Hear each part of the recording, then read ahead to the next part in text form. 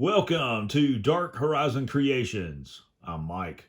This time we're taking a look at the Marvel Legends series Psylocke action figure by Hasbro. Now, if you hadn't already, please follow, like, and subscribe to my social media accounts on Facebook, Instagram, and YouTube.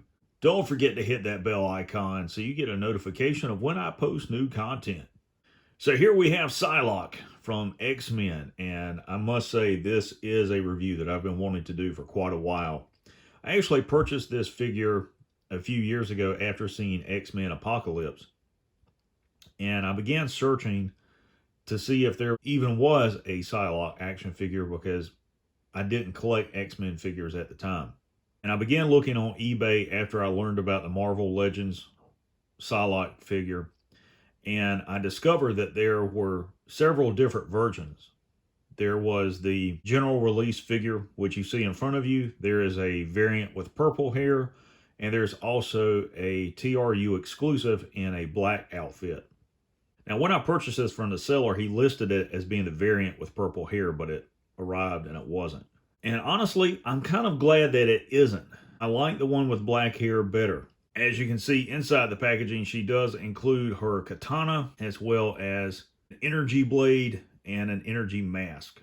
And both of these, of course, include the Build-A-Figure component for Apocalypse. Now, if you're watching this review and you don't know anything about Psylocke other than she's portrayed by Olivia Munn in X-Men Apocalypse. Psylocke's real name is Elizabeth Betsy Braddock.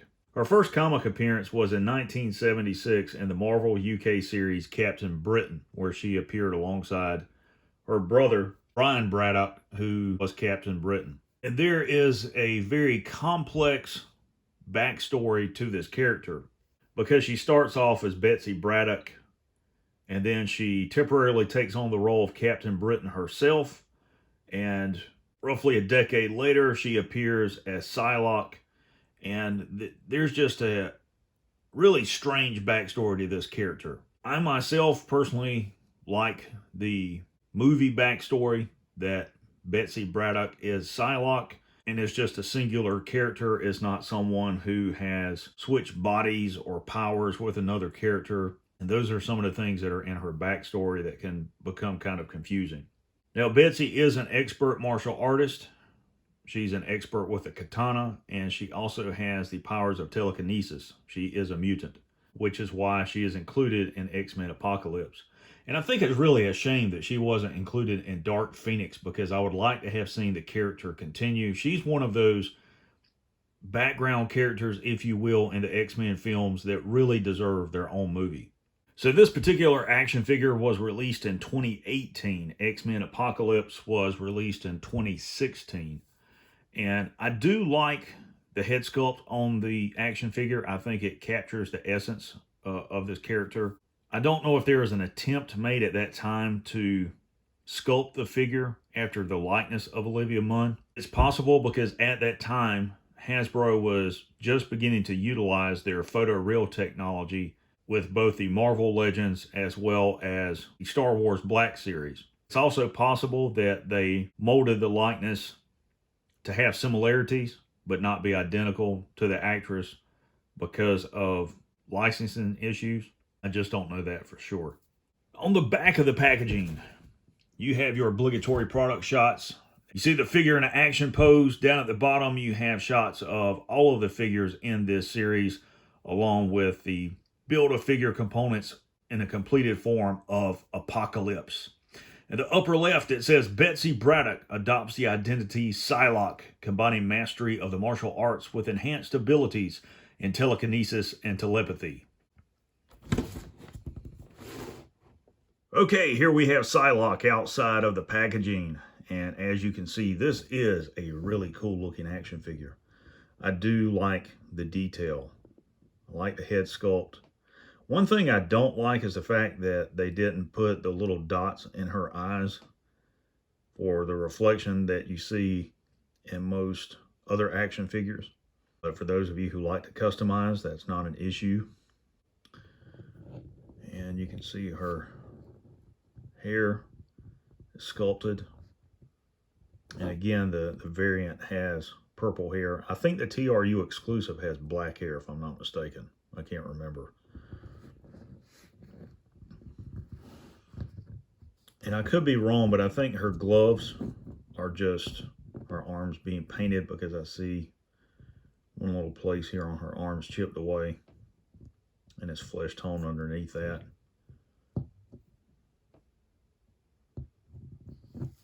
All the way around.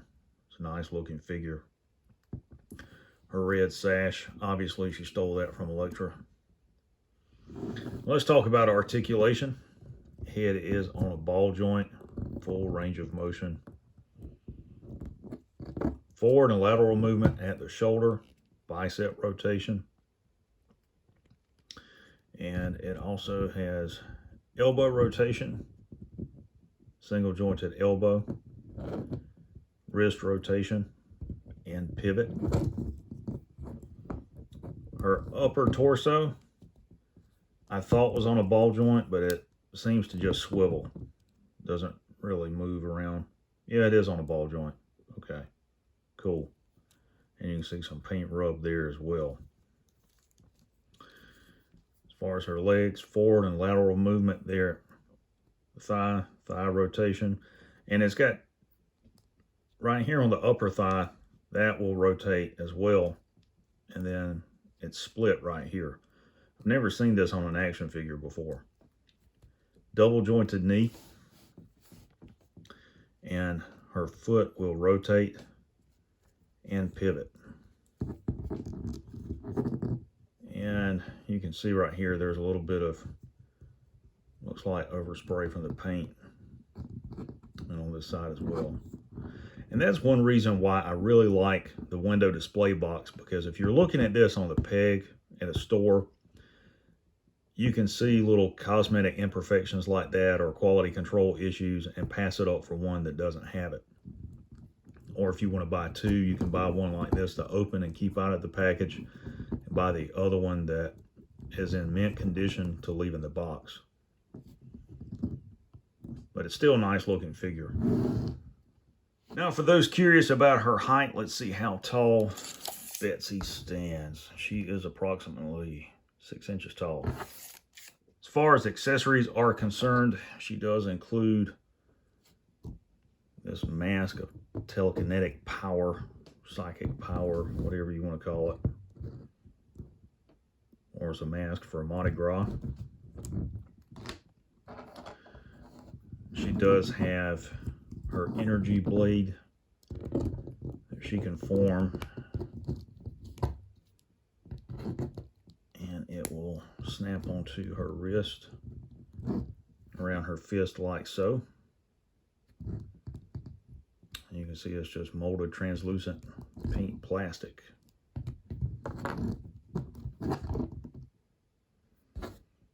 And last but not least, she has her katana, which has a telekinetic power emanating from it, which I'm just going to remove. And it does have some warping. And if you purchase this figure and you encounter this, there's a couple of ways to try to resolve this. First is to take a hair dryer on its lowest setting and just run it back and forth across this for about 30 seconds until the plastic is soft. And you can place it on a hard surface like this table and tape it down. Or you could dunk it in cold water after you straighten it to see if it will retain the shape. The other method is to get really hot tap water, not boiling hot, but really, really hot water, and dunk it in there for 30 or 40 seconds as well. Take it out, straighten it, and then dunk it in cold water to try to get it to retain its shape. It's not so bad that you really notice it, but if you're going to repaint this, you can kind of see how it's warped. And it's better to try and address the symmetry of it before you repaint it. It's just one of those things that you encounter. And this is across the board with Hasbro. You're going to encounter accessories and weapons that are made out of this soft plastic that have warping on them. And unfortunately, the only other way to address this would be to 3D print a sword to replace this with. But she can hold this in her right hand like so. I do wish that she came with a set of interchangeable hands so that she had another open hand to hold the sword with two hands, which is the correct way to hold a katana, but she doesn't. But you can put her into some really cool action poses. You know, the posability of the figure is decent.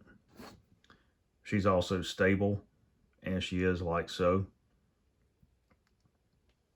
So it's still a nice action figure as it is.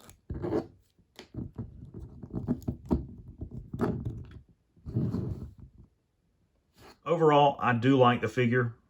I think there are things that they could have done differently that would have made the figure more attractive to adult collectors, such as including an extra set of interchangeable hands.